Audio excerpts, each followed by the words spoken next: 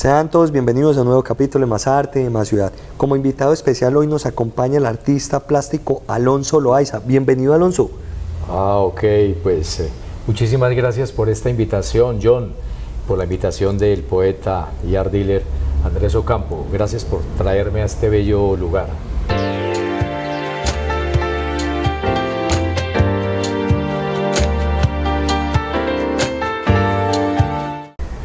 Alonso, ¿nacido dónde? En un pueblo muy bello, Filadelfia, Caldas.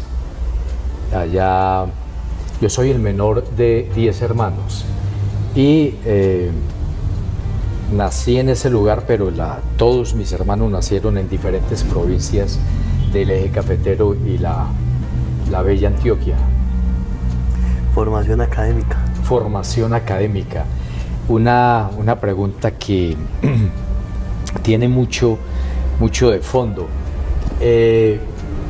Alguien me dice, ¿cómo ha logrado usted llegar a la técnica que maneja si no pasó por la formación académica de Bellas Artes? Pero yo les digo, creo que he estudiado más que cualquier discípulo o alumno de Bellas Artes, porque viajo, investigo, ausculto, experimento, de 24 horas al día, unas 18 horas. Entonces los materiales trato de investigar qué contienen, cuáles son los elementos, los lienzos, con el tacto sé si tienen un buen grano para determinar si una obra va a resultar como yo la deseo. Entonces son muchas cosas que de pronto no enseñan en las Bellas Artes. Desde muy joven me dediqué a coleccionar libros de arte también, diferentes enciclopedias, y a leer, a visualizar muchísimo. Tengo la fortuna de tener una mente fotográfica que recopila muchísima información. Entonces, eso me ha dado pie en mi carrera de artista, de recopilar, ya le decía, una información importante. Y con respecto al taller es eso, la alquimia de transformar elementos en una pintura. Y entonces retomo su pregunta. Estudios y ese tipo de cosas. Válido. Es más que estudio, una cuando formación. Uno se entrega, Sí. Claro, es una autoevaluación constante. Sí. Es Un aprendizaje constante, es que son muchos años de investigación. Así es, y se va creando una simbiosis con los elementos. Por ejemplo, cuando yo estudié con monjes benedictinos, ellos nos enseñaban, todo lo que es el tema de la iconografía sagrada. Sí, exacto. Que ellos dicen, no pintamos, leemos la figura a través del pincel. Así es, y transformamos unos elementos alquímicamente en otros, en el resultado de unas obras. Además de eso, que sus pigmentos son naturales. Qué bien, ¿cómo sabes de todo esto? Excelente, John. Sí, les voy a explicar más o menos el procedimiento cuando uno entra en un taller de artistas de monjes benedictinos. Ellos nos dicen, usted hoy va a trabajar con elementos que continúan, al ser orgánicos, continúan siendo vivos. A saber, por ejemplo, el lienzo. El lienzo fue el vestido de una oveja. Ajá. Eso es lana. Ajá. Eso es algodón. Los pinceles, la madera fue un árbol que nos dio oxígeno. De acuerdo. Las cerdas del pincel, crines de caballo, son las crines de un caballo que alguna vez trotó libre y por ahí pasó el viento por esas crines. Me decía usted ahora exactamente, las tierras naturales salen de la madre tierra. Nosotros íbamos a escarbar para conseguir el marrón, el siena tostado, y luego macerarlas con aceite. Y después de la hora terminada, la laca natural es el huevo. La clara de huevo. ¿Cómo has investigado, hombre? Es que bueno. Acá entre nos tuve vocación benedictina y compartí en el monasterio Algo me decía, algún tiempo. la naturalidad de este hombre para hacer esas preguntas tiene que ser que tiene una investigación y tiene una información que no es de manejo público. Entonces, ¿En qué monasterio estuviste? por ahí estuve dando vueltas por algunos, no puedo decir totalmente, pues ya estoy diciendo algo de los secretos, imagínate, entonces luego me van a coger tirria al decir, con este pintor que lo hemos madurado y luego, porque son secretos, Sí, ellos eligen de una serie de pintores quién tiene ciertos atributos artísticos.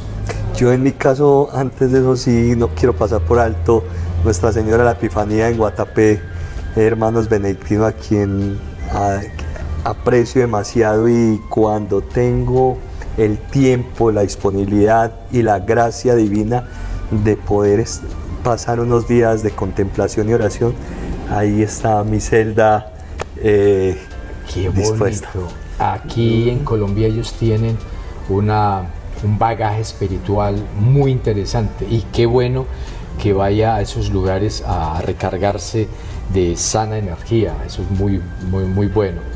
Entonces va quedando claro de que no es estudiar pasando por una academia de artes, porque cuando ya tenía cierta madurez, un sacerdote, un gran coleccionista de arte religioso, me decía: Alonso, no se le vaya a ocurrir irse para una academia de arte, porque usted ha ido experimentando de tal manera que usted ha creado su propio estilo, su propia alquimia con los elementos, y ahora ir a tomar la información de algún profesor es inocular en usted la experiencia de él. O sea, usted va a ir saliéndose de lo que la madre natura le entregó a usted para ir absorbiendo otra información. Siga en su contexto personal, siga viajando, siga descubriendo el potencial que tienen los materiales, sígalos transformando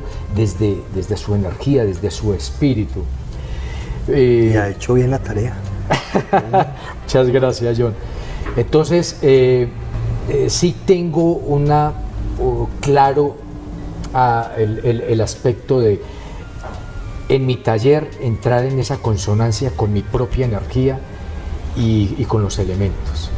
Entonces ahí sí es cuando yo digo que la alquimia no solo era el sueño, el perseguir la idea de transformar metales brutos en oro, sino todo aquello que se pueda transformar en arte, en despertar una emoción.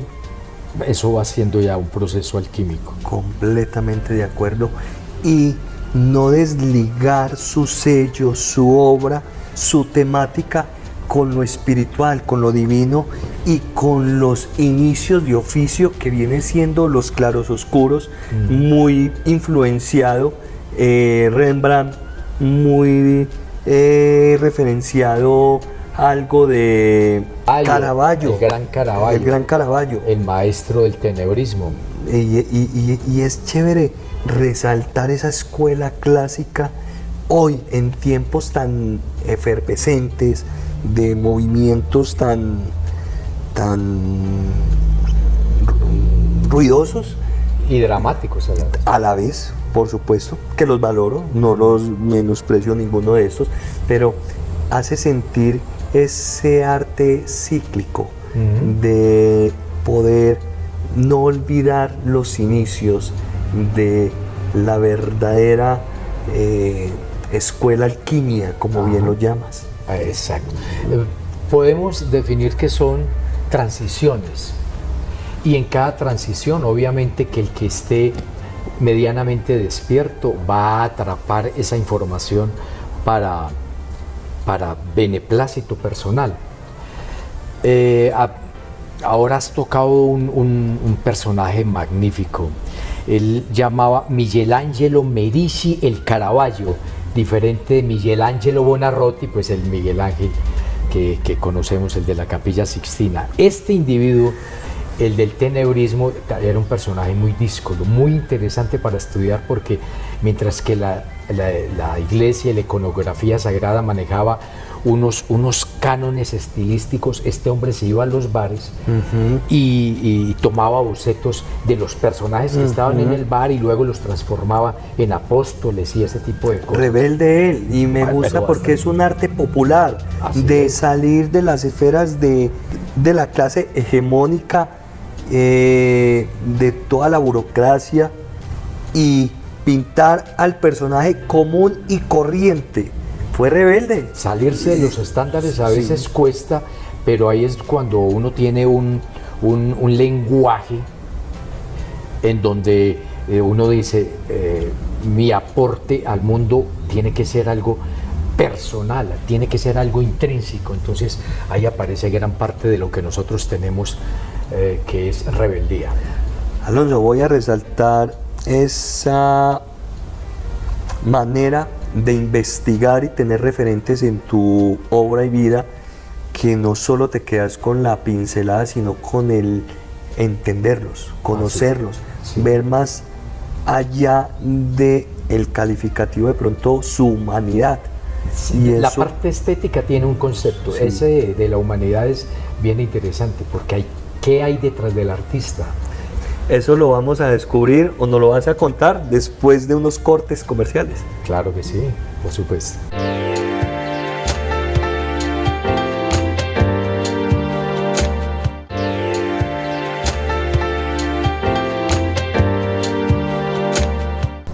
Estamos de vuelta con el gran artista plástico Alonso Loaiza. Predomina en su obra la figura humana, no se deja de sorprender con todo el claroscuro y lo clásico, y es chévere hoy encontrarse con una obra de estas en medio de lo contemporáneo, de entrar en el espacio del tiempo. Ah, sí, eso sí que tiene unas connotaciones bien interesantes, jugar con la estela del tiempo, y en el mundo del arte ha dado para todo. Error cuando la gente dice, o está haciendo arte contemporáneo. Pues es que lo que uno haga hoy es contemporáneo, por supuesto. La contemporaneidad no es más que el aquí y el ahora. Sí. Si se hizo en 1500, en 1800, fue contemporáneo en su momento. Contemporáneo en su Por momento. eso es bueno, contemporáneo y moderno. Sí. Entonces, John, la propuesta artística mía, que creo que tenemos por ahí algunas imágenes de apoyo, es, ya bien lo decías, la figura humana. Como yo lo defino, entre comillas, el paisaje humano.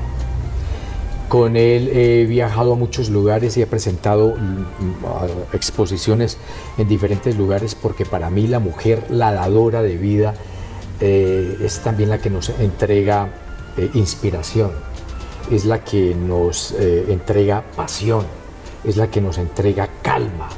Bueno, cuando se lo propone. Entonces, es un elemento en la naturaleza que nos ha dado la capacidad de irla descubriendo, pintarla, recrearnos con ella, inspirarnos en ella. Y juego en los fondos algo oníricos con personajes como el Quijote, haciéndola ver a ella que es una Dulcinea. También a veces pinto unos corceles, unos caballos briosos, que la hacen ver como si ella fuera el remanso de paz que busca todo guerrero, porque hay que recordar a un Alejandro Magno, a un Napoleón, a un Bolívar, que después de todas esas gestas... Pero es que a Bolívar salía a una guerra para encontrarse con Manuela, que hágame el favor, pero bueno, así es el lado adverso de la calma. Y entonces llegaban a entregarles, en el caso de Alejandro Magno, a poner sus logros, sus tesoros a los pies, en este caso de la mamá, y encontrar paz en su regazo. Entonces son cosas muy bellas. A veces en los fondos van a encontrar unos monjes jugando con esa juxtaposición de la meditación frente a la seducción. el hábito, el vestido frente a la desnudez, lo masculino frente a lo femenino. Ese tipo de juegos mentales, emocionales, artísticos, intelectuales, me gusta llevarlos a mis lienzos. Y en un caso como el que estamos viendo hoy... Una obra muy literaria. ¿Ah, sí? En la pintura, logras... Todo. Sí. Todo. Y yo quisiera que existieran academias de arte donde enseñaran eso, no solo la parte estética, no solo la parte contestataria, sino la parte emocional, la parte subliminal. ¿Qué hay detrás de un lienzo en blanco? Los temores que éste emite para el artista, porque un lienzo en blanco puede ser bastante seductor, pero a la vez muy retador. Además de eso, lograr rescatar la idea principal de un texto a través de la pintura. Claro, bien lo decías en la primera etapa de nuestra entrevista, de que la iconografía cuenta con sus imágenes, situaciones, hechos. Hay que recordar que gran parte de Europa y Rusia fueron educados evangélicamente mediante la iconografía sagrada, sí, porque contaban muchos episodios de lo que era el Nuevo Testamento también. Y entonces cada icono, porque no se dice ícono, el ícono es el publicitario, el icono es el espiritual. Entonces contaban, resumiendo, textos de la Biblia en imágenes. Y les decía que una obra como esta, yo me he especializado en técnicas antiguas. Estamos viendo una obra que parece pintada hace 400 años, que es de esa época, pero no. Son personajes de hoy en la atmósfera de Rembrandtiana, de Rembrandt, el papá de los pintores, con ese claro oscuro, ese tenebrismo de Caravaggio, con esa técnica del barroco. Y le decía, es una técnica que me entusiasma mucho, porque primero no la enseñan, segundo pues no se ve, y tercero que la mayoría de estas obras solo pertenecen a museos o a colecciones privadas, entonces el público no tiene la capacidad de salir a disfrutar una obra como estas. Entonces esta es la otra parte estética y artística que yo desarrollo en mi vida profesional. Alonso, qué benevolencia tan grande hoy nos brindas con tu vida y obra, porque nos vas a dar como ese cierto aire de poder contemplar piezas de talla de museo en espacios comunes y corrientes, respetando a los grandes maestros, aprendiendo la técnica, pero sin pretensión o engaño alguna de buscar a veces, cuando lamentablemente algunos la aprenden y falsifican. Ahí hay un mercado de falsificaciones que es muy importante y mueve muchísimo dinero. En el caso mío he sido muy desprendido con muchas situaciones en mi vida. El aspecto cuando me dicen, usted ha conseguido dinero con la pintura, y yo le dije, por favor sepa enunciar su pregunta y su cuestionamiento, porque si yo voy a ser un artista para conseguir dinero, me hubiera ido de político, y en Colombia eso sí que se consigue fácil. Yo entré en el mundo del arte primero por un compromiso personal. En mi confesionario personal decidí ser un artista porque noté desde muy niño que tenía unas capacidades que, sin habérmelas enseñado nadie, las intuía, las desarrollaba. Entonces hubiera sido un acto, hubiera sido algo que no me hubiera perdonado si hubiera tomado por otras esferas profesionales. En mis inicios sí fue dibujante publicitario, pero en un buen momento opté por ir al silencio de mi taller a compenetrarme con mis emociones. Entonces, cuando se hace por falsificar, ahí sí sería un delito, sería un enorme delito. Si yo esto le pongo la firma Rembrandt, ya estaría jugando primero con los principios artísticos de poner una firma que él en una obra que él no realizó. Segundo, con el afán esa de estafar. Tercero, pues sería nada ético que uno desarrollando una técnica que se quedó en los anales de la historia de los museos y de los talleres de los grandes maestros, uno saque a relucirla porque tiene esa capacidad solo para engañar. Entonces no es justo. Estas salen firmadas con mi nombre, con mi apellido, en la técnica antigua, para que la gente pueda observar qué fue lo que hicieron los museos sin tener que ir a conocer a Rembrandt, a colecciones privadas y a museos en Holanda y en Estados Unidos, que es básicamente donde están las obras de ellos. Entonces es llevar, repito, la técnica de estos grandes al público como tal, y que puedan apreciar lo que... Es una manera de homenajear. De homenajear, más bien. Me gusta ese término, qué lindo es, homenajear la técnica que ellos sabiamente dominaron. Pues está bien si ponemos título al capítulo: homenaje a los maestros del clásico, del barroco, del claroscuro. Lindo. Por ahí va. Alonso, muy sentimental. Hoy, ¿qué te gustaría decir bajo el lente Más Arte, Más Ciudad? Es tu espacio. A ver, primero agradecerles, John, por esta linda invitación. Lo decía al inicio también a Andrés Ocampo. Cada vez que me traen a lugares tan hermosos, a recintos que me acogen de esa manera, soy muy agradecido. Decirles que si ustedes sienten un artista en su interior, por favor lo desarrollen, sea en la poesía, en la pintura, en la escultura, en la música, en la danza.